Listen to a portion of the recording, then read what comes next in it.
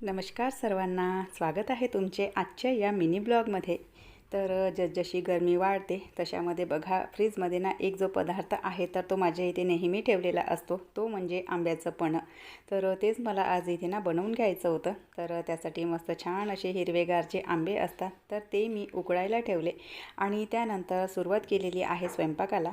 आजच्या सकाळच्या स्वयंपाकाचा जो मेनू आहे तर तो मसाले भात असणार आहे। सहसा सकाळी मसाले भात मी बनवत नाही, पण काल सकाळपासून सानूची फरमाईश होती की रात्रीला मसाले भात बनवशील म्हणून, आणि रात्री मी कोहड्याची भाजी, कढी, भात, पोळ्या असा सगळा जो मेळ आहे तर तो बसवला होता।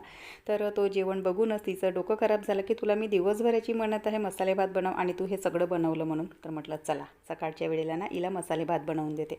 बरं, मसाले भात बनत आहे आणि त्यानंतर पोळ्या कशासाठी, तर ते याच्यासाठी की माझ्या सासूबाईंना पोळ्याशिवाय होत नाही आणि त्यातल्या त्यात त्यांचं असं म्हणणं असतं की एक टाईम जरी पोळ्या खाल्ल्या नाही तर त्यांची जी शुगरची लेवल आहे तर ती हाय होते।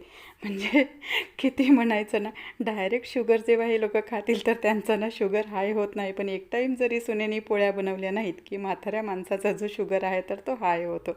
म्हटलं चला असू द्या, यांची मानसिकता आहे तर ती तशीच राहू द्या। ते लोक तर काही बदलणार नाहीत, त्यांच्यासाठी आपल्याला चेंज व्हावं लागतं, तर तेही खुश होऊन जातात आणि आपणही घरामध्ये किटकिट होत नाही म्हणून खुश राहतो। तर चला असो, मस्त छान मसाले भात, कढी, पोळ्या आणि रात्रीची कोहड्याची भाजी होती। तर असा मेनू आहे। जे आंब्याचं पन्हं आहे तर ते मस्त छान असं त्याला ना म्हणजे तयार करून घेतलं। तयार करण्याची जी प्रोसेस आहे तर ती कशा प्रकारे होती तर ती इथे व्हिडिओमध्ये तुम्ही बघितलीच।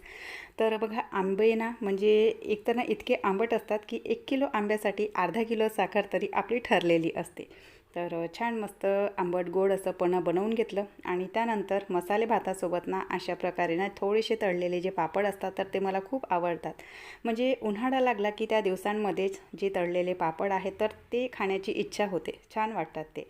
तर मस्त छान पापड तळून घेतले आणि जेवणाची प्लेटसुद्धा छान लावून घेतली। तर चला व्हिडिओ इथेच संपवते। आवडल्यास लाईक, शेअर, सबस्क्राईब।